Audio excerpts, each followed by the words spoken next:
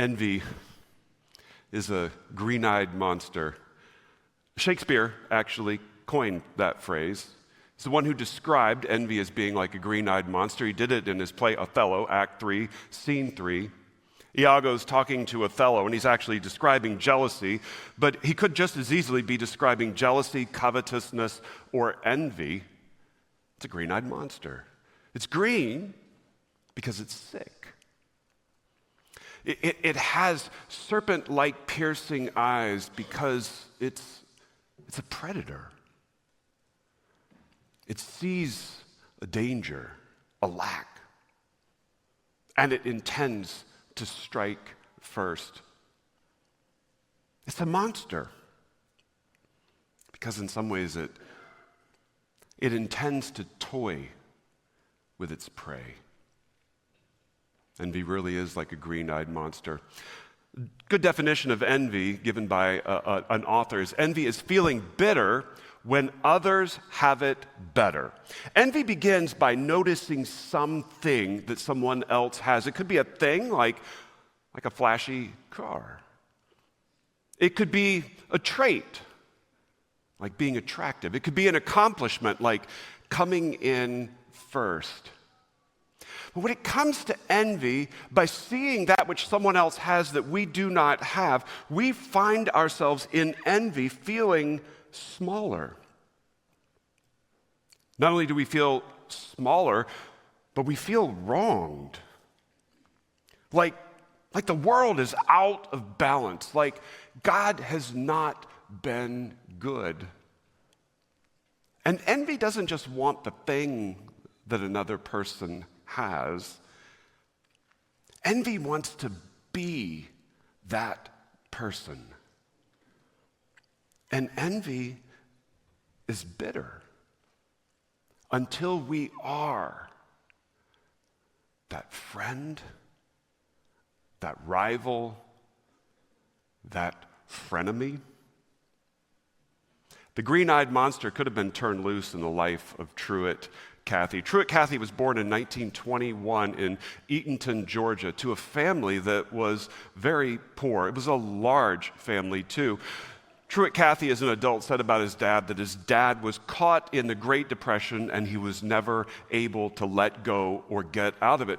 Consequently, his mom was the leader of the family, the provider in the family. She took in boarders, people to rent from them, and when they fed people, they fed the boarders first, and the children would eat second, what was left over. Now, growing up in a poor family, Truett Cathy could have looked around at other families and said, they have it better.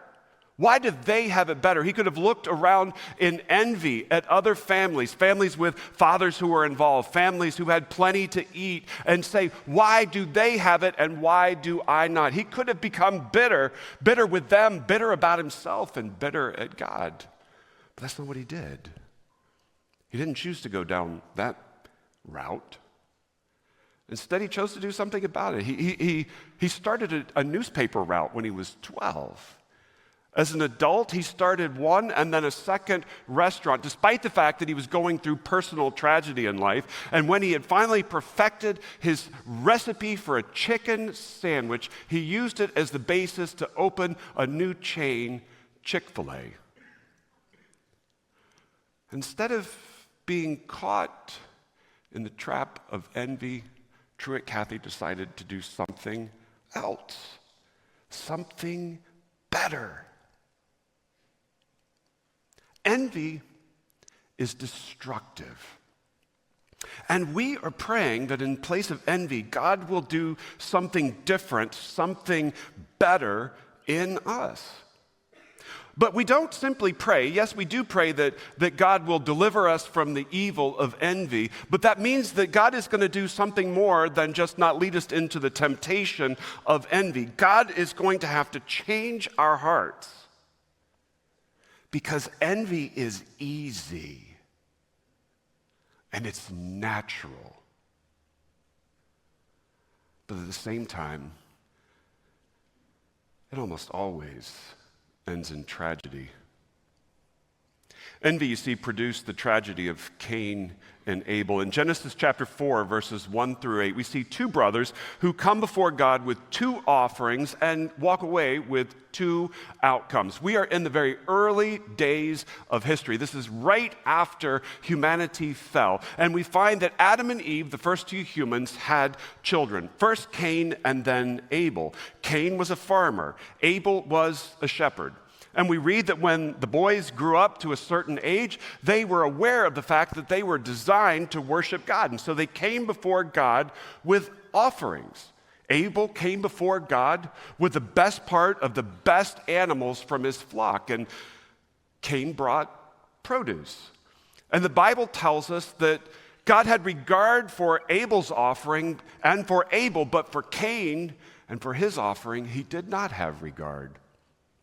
Now, we could get into some complicated theology about why. Was it the offering itself? Was it something about the quality of the offering? Was it something about the hearts? Possibly all of that. But what we really need to see is that God had favor for Abel and not for Cain. And Cain became angry. You see, in verses 5 through 7, we find Cain taking a path toward envy and toward tragedy. Verses 5 through 7, we pick up and read, "But for Cain and his offering, he, that is the Lord, had no regard. So Cain was very angry, and his face fell. The Lord said to Cain, 'Why are you angry, and why has your face fallen? If you do well, will you not be accepted? And if you do not do well, sin is crouching at the door. Its desire is contrary to you, but you must rule over it.'"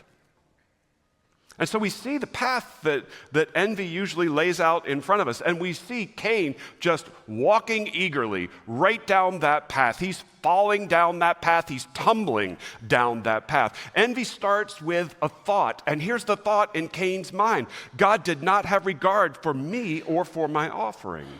But then envy adds on top of that a feeling. Did you see it? Cain gets angry.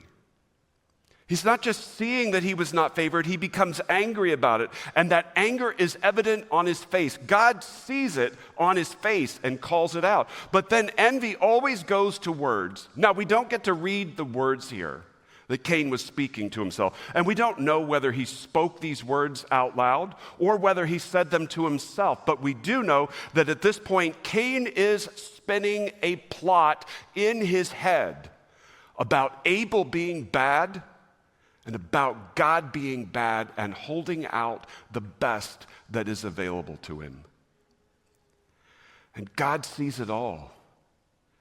And he says to Cain, he warns Cain, sin is crouching at your door. I see it on your face, Cain. Sin is crouching at your door. And it plans to come in and own you and stain your world. Cain, what are you going to do?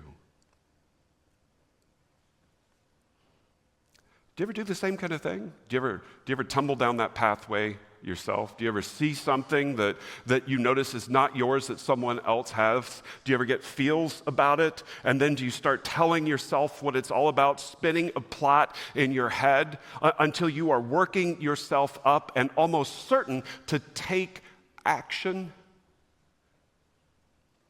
Well, tumbling down this pathway in verse 8 leads to the tragedy of the first murder. Verse 8 goes on, "Cain spoke to Abel his brother, and when they were in the field, Cain rose up against his brother Abel and killed him." Cain wanted what Abel had.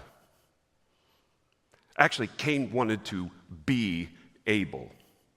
He wanted to be the favored one. He wanted to be the one on whom God's favor rests. It would not be enough for God to also favor Cain and his offering. And Cain did not see in himself the capacity to get that favor of God, to do that thing that God wanted. He saw the only pathway that was available to him, if he was ever going to be the number one, was to get rid of Abel.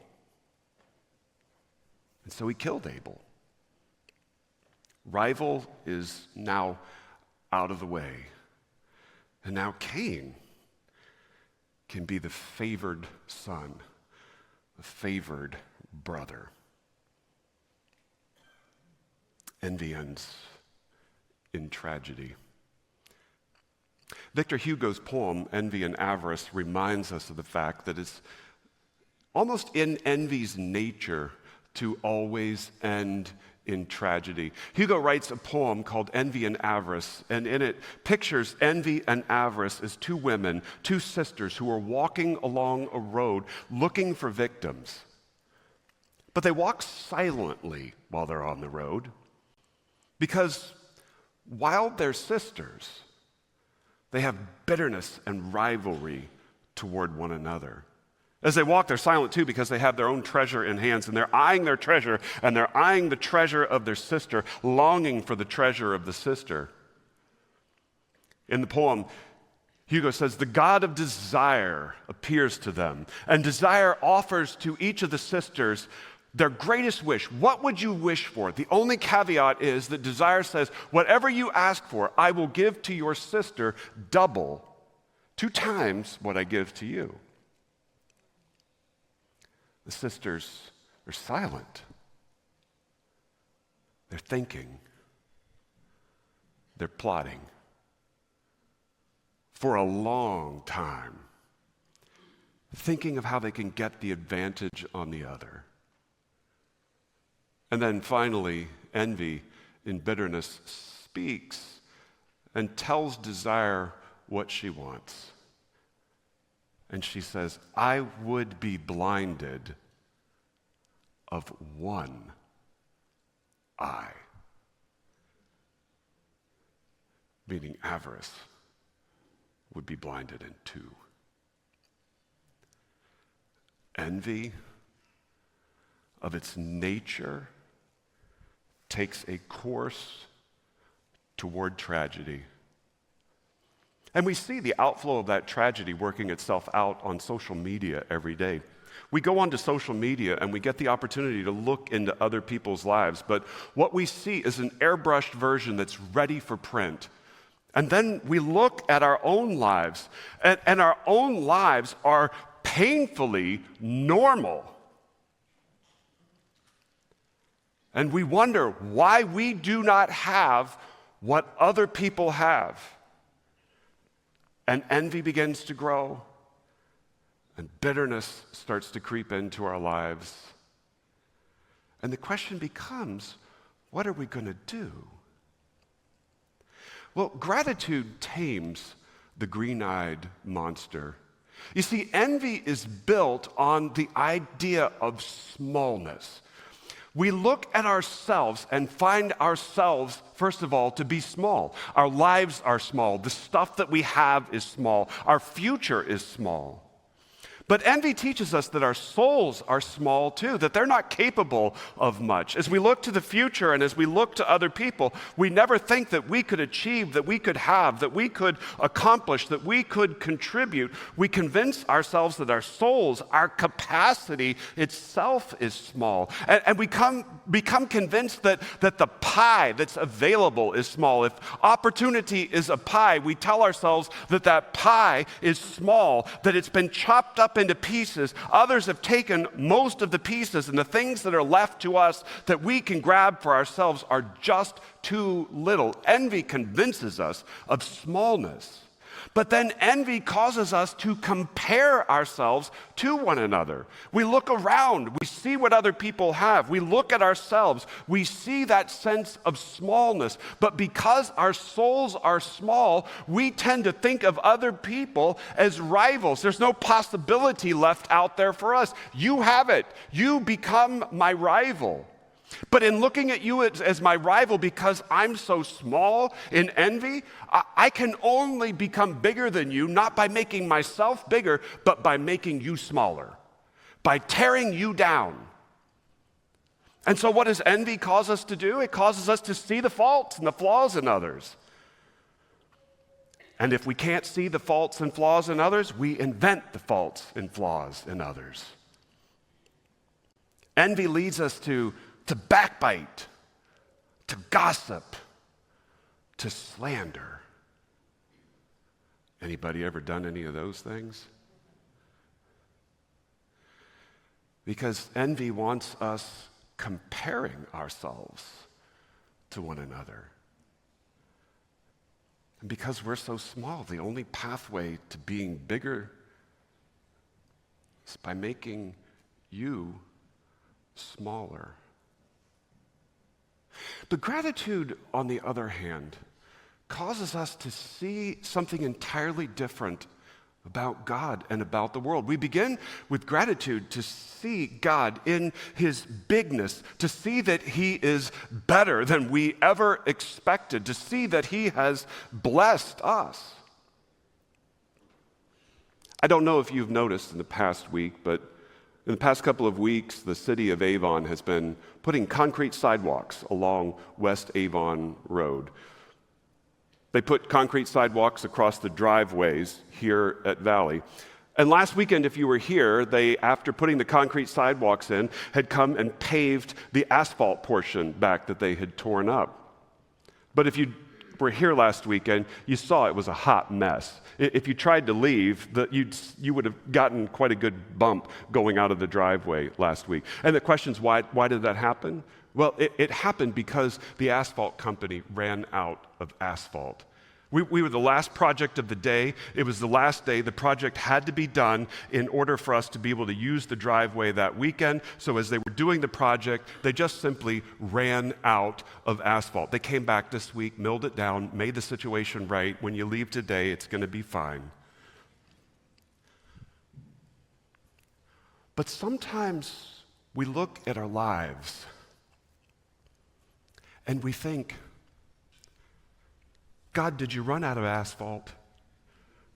When you were paving the driveway of my life, God, did you run out of asphalt? Because I look at it and it looks like a hot mess. But the truth of the matter is, God is bigger and better than we ever could imagine, and he blesses us. And the truth is, he has all of the asphalt that he ever needs. And the driveway that is your life is paved perfectly. Because God is bigger and better than we dream, and he blesses us. That's who God is. And gratitude causes us to see God's bigness, his betterness, and his blessings in our lives. And gratitude leads us to say yes and thank you to God. We say yes, first of all, to the driveway in our lives. We look at that driveway that is our lives, and we quit looking around and saying, oh, she has a wider driveway. She has a longer driveway. She has a prettier driveway. It's stamped. I like that driveway. No, we say, this is my driveway, and it's a good driveway. I say yes to this driveway. But we say yes to God too. Yes, God, you have all the asphalt you need. Yes, God, you are good. Yes, God, you are big. You've been trustworthy in the past, and yes, God, you will be trustworthy in the future. And then we say thank you to God. Thank you, God, for giving me all of the blessings you have given me. Thank you, God, for who you have made me. Thank you, God, for what you've done for me in Jesus Christ. And envy can never stand in the face of those two simple words. Thank you. You see, gratitude grounds us in the unconditional love of the gospel. We see God's unconditional love coming out as Jesus meets Zacchaeus in Luke chapter 19. Jesus was on his way to Jerusalem. He went through the city of Jericho on his way there. As he went through town, crowds gathered. They lined the streets. The crowds got deep along the streets to see Jesus. Nobody could get in or see Jesus. The Bible tells us that Zacchaeus was in a worse position because he was short. He would never see over the crowd. So he ran along the route and he found a tree, and he climbed up in the tree. No one was going to let him through the line. You see, Zacchaeus was a tax collector, which meant that he had paid the Roman government for the privilege of collecting revenue from his own people. He'd collect the revenue from them and give it to the empire. And he kept a cut of that money. He was extorting money from his people to give to the empire, and he paid them for the privilege. Zacchaeus was hated, loathed by everyone. But Jesus came to the tree where Zacchaeus was climbed up to see him, and Jesus stopped. And he turned to Zacchaeus. He called him by name. He called him to come down. He went with Zacchaeus to his house that day. He ate with that tax collector. And when that tax collector professed faith, Jesus said, salvation has come to this house today. That's what the unconditional love of God looks like. God has unconditional love for us that is not built on comparisons. We don't get compared to other people, and God says, well, you're better than this person, so I'm going to give you my unconditional love. Look, that's not what happened with Zacchaeus at all. God didn't look at Zacchaeus and he says, well, I compare you to another person, you're better than them. He certainly didn't look at Zacchaeus and say, you're good. And there is no chance he looked at Zacchaeus against an objective standard and said, hey, buddy, you are good enough. That's not the gospel. God doesn't look at you or me and say, well, I'm going to measure you against the person down the row from you. If you're a good bargain, I'll go with you. He never looks at you and says, you're good. And he never looks at you and says, there's an objective standard. You've met it. You are good enough. You get to come into my kingdom. That's not the gospel. The gospel is that God gives you his love for free. He chooses you, not because you're good, not because you're good enough, but because he loves you. That's the gospel. It's unconditional love. It's unmerited grace. And that unconditional love that God has for us is so much more like the relationship that we have in a marriage than it is the relationships we have when we're dating. You guys know what dating is like. Hot mess. When we're dating, everybody's trying to prove. You're trying to figure out, is this person good enough? Is that person good enough? And so we're always on our own best behavior because we want to prove that we're good enough. God's unconditional love is nothing like that. It's more like a marriage because in a marriage, we make a covenant, an unconditional covenant with one another and with God to love each other, not based on merit. It's a covenant that we make for a lifetime, for good and for bad, for better or for worse. It's the kind of covenant that lasts no matter what. There's no escape clause. There's no measuring that person against other people from that point forward. It is for a lifetime. And the unconditional love that God gives to us is like that, not like the love that people have when they're dating. Unconditional, unmerited love and grace. And when we understand that unconditional love, we have the opportunity to be caught up in something that is so much bigger and better than envy. You see, God's unconditional love and his unmerited grace comes into our lives, and it changes the way we see ourselves and the way that we see other people. God's unconditional love comes into our lives, and all of a sudden, in gratitude, we begin to see God, how big he is, how much better he is than we had any reason to expect, how he has blessed us over and over and over again. And seeing who God is, he invites us to live in that world. Come join me in this world of my unconditional love, of my bigness, of my goodness, of my blessing to you. And when we begin to live inside of that world, all of that smallness just dissolves away. The lies that envy has told us about how small the world is, how small we are, how small the pie is, those lies cannot stand in the face of gratitude. And God, in his unconditional love, invites us to live in a world of gratitude that is as big as his love for us. It reminds me so much of what Beethoven was doing in the fourth movement of his Ninth Symphony. He's giving expression to God's invitation to live in his big, better, blessing, unconditional love. Beethoven's Ninth Symphony, if you don't know, it begins with 3 movements. And you're seeing in those movements struggle and earthly attempts at joy and longing. But then the fourth movement comes in with an absolute flourish. And it moves quickly along to the familiar tune and to the words of the Ode to Joy. And layer after layer of instruments are joined with voices. And the choir is inviting us to celebrate in joy the goodness of God. It calls us in joy to see the things that we have, the people we are surrounded with, those we love, the good things that God has done for us, and above it all, the incredible goodness of God Himself. The words translated into English end with, brothers, above the starry canopy, there must dwell a loving Father. Do you fall in worship, you millions? World, do you know your Creator? Seek Him in the heavens. Above the stars He must dwell. Joy in everything He has given us. Joy in everything God has done for us. Joy in God Himself, and gratitude. Gratitude for who God is, for what He has done. Gratitude that changes the way we look at ourselves and the world. What if we practice gratitude in place of envy?